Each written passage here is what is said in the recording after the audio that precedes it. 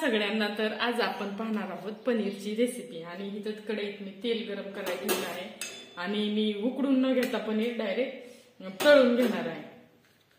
तर तेल गरम झालेले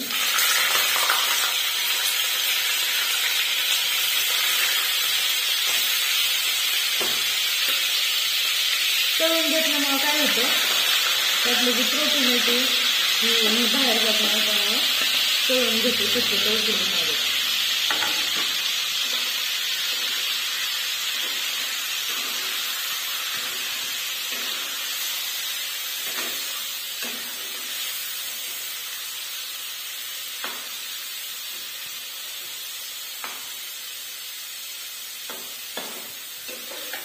आणि तळून घेतल्यामुळे जी आंबूट चव असते ना ती निघून जाते.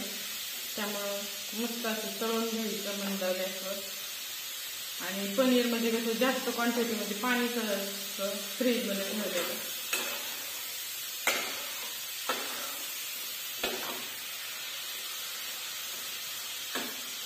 हलकेसे आपण तळून घेणार आहोत. तर पनीर तळून झालेलं आहे आपलं, तर ते काढून घेऊ.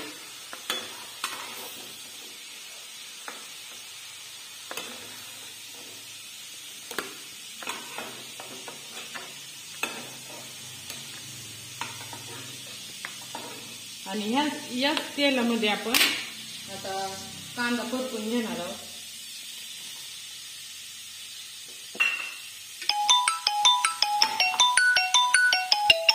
परतून झालेला आहे.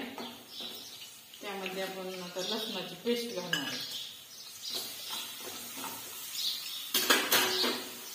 लसणाची पेस्ट पण परतून घ्यायची. नंतर ही कांद्याची प्युरी केलेली मिक्सरमध्ये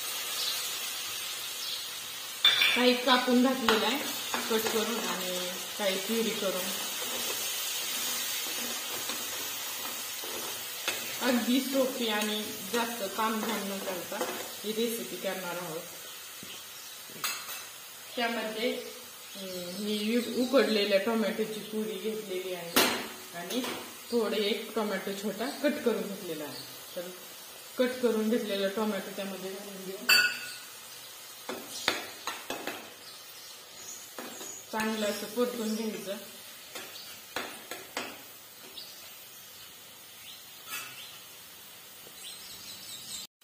चांगलं 2 मिनिटं परतून झाल्यानंतर आपण थोडीशी हळद घालणार आहोत. चांगलं एकजीव मिक्स करून घ्यायचं आणि चांगलं तेल सुटेपर्यंत परतून घ्यायचं. त्यामध्ये आपण घालणार आहोत ही टोमॅटोची प्युरी.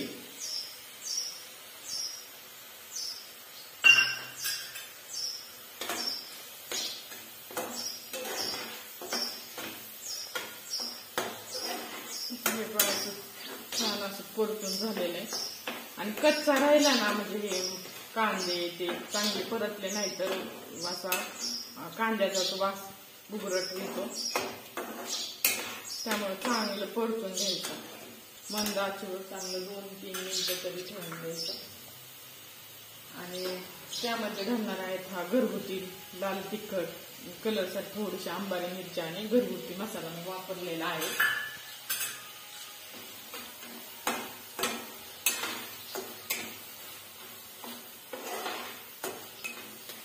चांगलं तेल सुटेपर्यंत परतून घ्यायचं.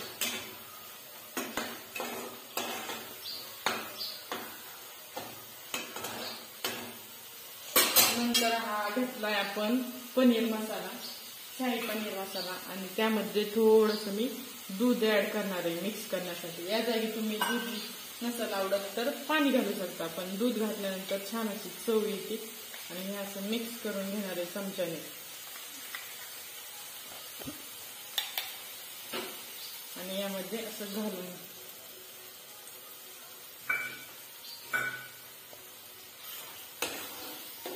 मिक्स मसाला चांगला वास सुटेपर्यंत परतून घ्यायचा.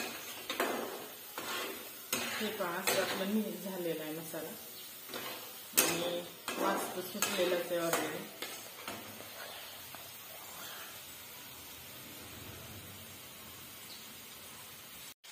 तर हे असा आपला मसाला तयार झालेला आहे.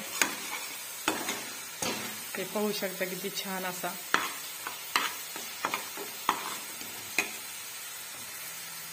मीठ घालणार आहे चवीपुरतं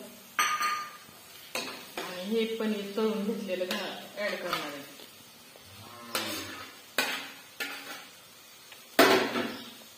तर हे पहा असं परतू घ्यायचं.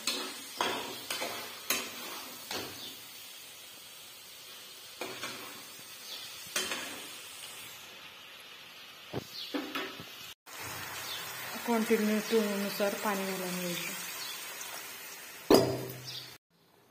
वरतून कोथिंबीर छान पसरून घ्यायची